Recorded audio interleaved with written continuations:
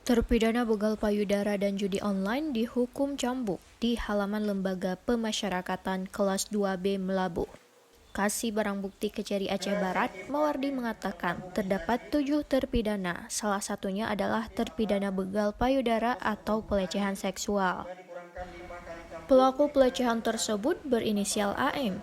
Ia dijatuhi hukuman 1 kali cambuk karena sudah menjalani hukuman penjara selama 9 bulan. Sementara itu, terpidana selanjutnya berinisial ZA dan EF, yaitu pelaku jarimah maisir yang dijatuhi hukuman cambuk sebanyak 7 kali. Selain itu, terpidana HA yang juga merupakan pelaku jarimah maisir juga dijatuhi hukuman yang sama, yaitu hukuman cambuk sebanyak 11 kali. Namun lantaran telah menjalani hukuman penjara, maka tersisa 6 kali hukuman cambuk.